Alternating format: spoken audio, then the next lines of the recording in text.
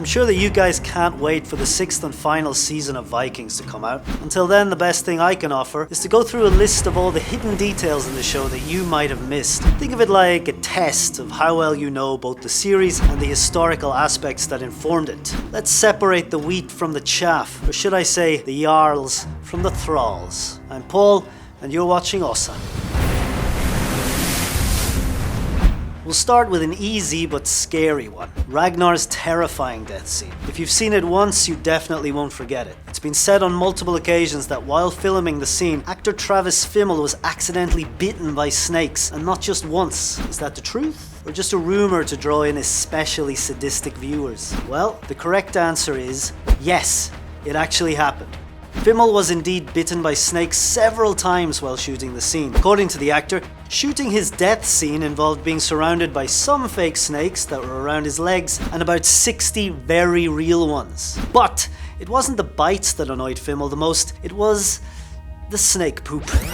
Yeah, you heard me. Travis was absolutely covered in snake poop after filming the scene, and that turned out to be a much bigger issue for the young Viking than the bites. Of course, the snakes weren't venomous, and it was all over very quickly because it was extremely cold on set, and the poor snakes wouldn't survive very long in those conditions. So hopefully, despite how terrifying everything looked on screen, Fimmel didn't suffer that much on the set. At least, not as much as those poor frozen reptiles. Our next true or false question is about the origin of the script. It is said that Vikings originally started off as a feature film about Alfred the Great. What do you think of this one? True or false? The story goes that the creator of the show, Michael Hirst, wanted to create a historical drama movie that was set around the era of various Viking wars, and that during the writing process he quickly discovered that a lot of what he thought he knew about Vikings was completely wrong. Viking engineering, boat building skills, their relatively progressive attitude towards women, all this impressed her so much that he decided, in order to do his ideas justice, he would need to write a much longer TV series about Vikings instead of just a feature film. And indeed, the original script was planned to be about Alfred the Great and his wars with the Vikings. Turns out this one is also absolutely true, which explains of course why the Alfred the Great storyline was present in the show and how it came to be widely expanded upon compared to the original concept.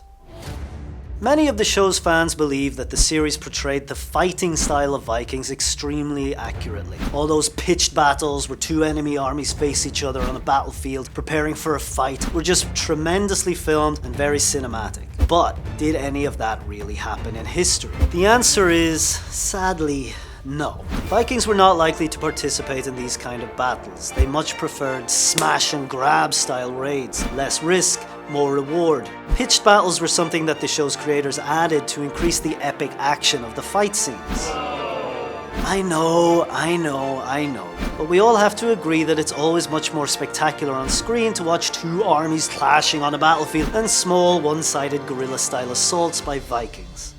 Well, boys and girls, we've talked about it before several times on our channel. Fiction is fiction. This isn't a documentary. The main goal is to entertain and not be 100% historically accurate.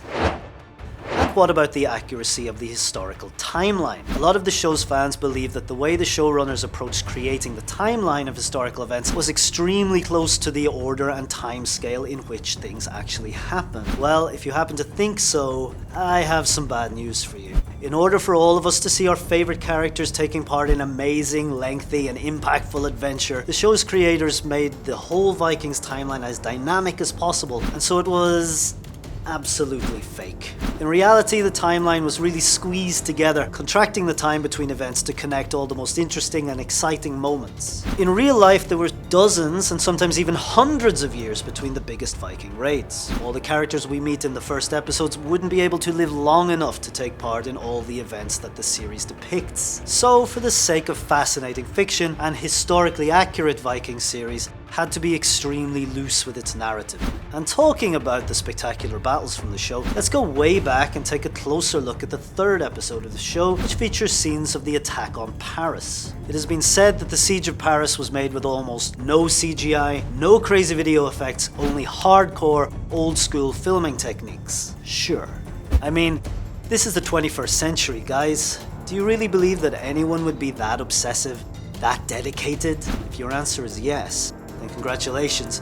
You're 100% right. We could spend a whole other video just reviewing the Siege of Paris and how it was made, but for now, just for those of you who don't have any idea about the production process behind filming these epic siege scenes, listen to this. According to The Hollywood Reporter, a 4,800 square foot set was built in order to recreate the interiors of Paris Cathedral and Palace. Add to that 1,000 square feet of wall ramparts and 8,000 square feet of Parisian streets, including the entrance to the tower and the bridge, and you start to get an idea of what was actually constructed in order to faithfully reproduce the siege with almost no post-production video effects. More than 200 stuntmen and 500 extras were on the set of the episode To the Gates, and according to the show's creators, those guys really clashed in battle and fought for their lives in front of the camera. Some of the stuntmen were even set on fire for real. That's some crazy dedication to making the TV series as exciting as possible.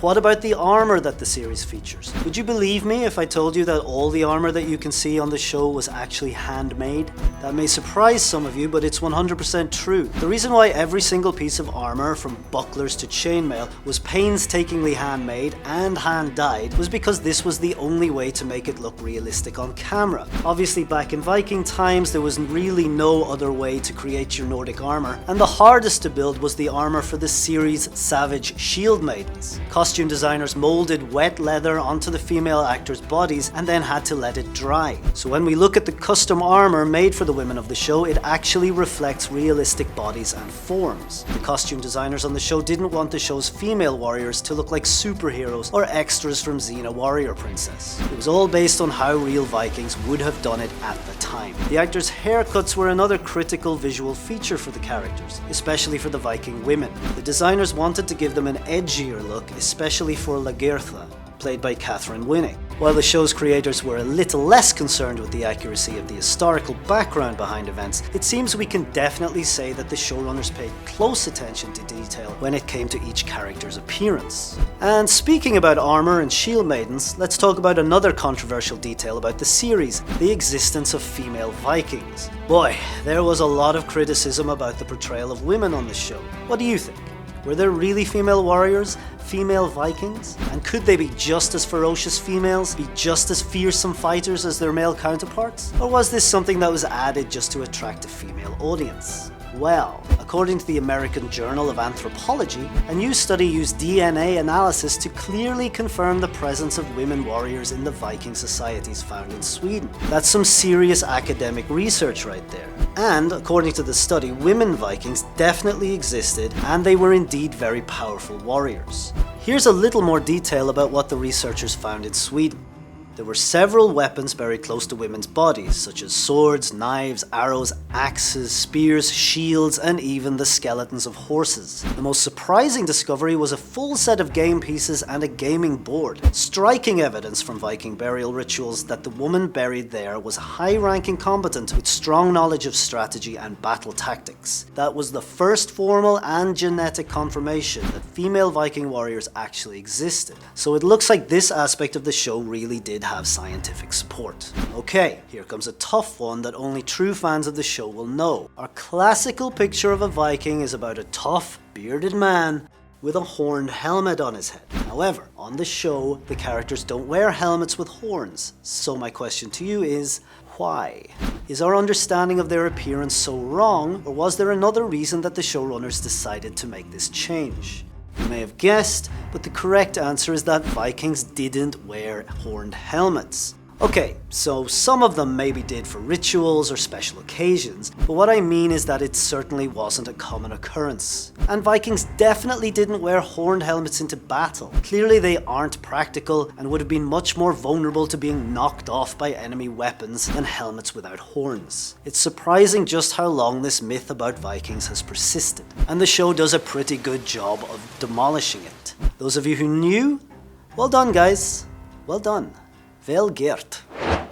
Another question that's on everyone's mind concerns whether Ragnar Lothbrok really existed and the truth behind the elements of his life. First of all, it's most likely that Ragnar did exist, although in the series his character was based on several accounts of different people, as well as a lot of cool myths that worked for the fictional narrative that the writers wanted to create. Second of all, there are many elements in the series about the character of Ragnar that have historical background. Believe it or not, we know a lot about the lives of his many sons, much more than about Ragnar himself.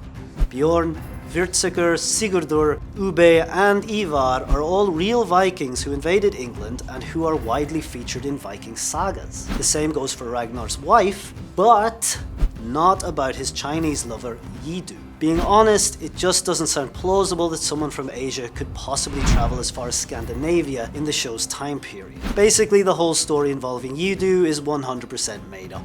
The same goes for Ragnar's best friend Floki and many other characters and events depicted in this show.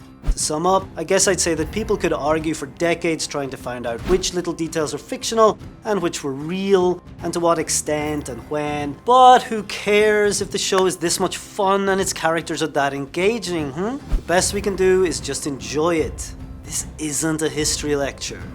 That was our list of some of the fun details from the show Vikings. How many of them did you already know?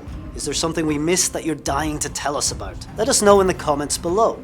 If you want to know more about the Vikings cast, their real life partners, and all the behind the scenes details, check out our other video on the Ossa channel. The link is right on your top right. Thank you for watching, and until next time, stay awesome.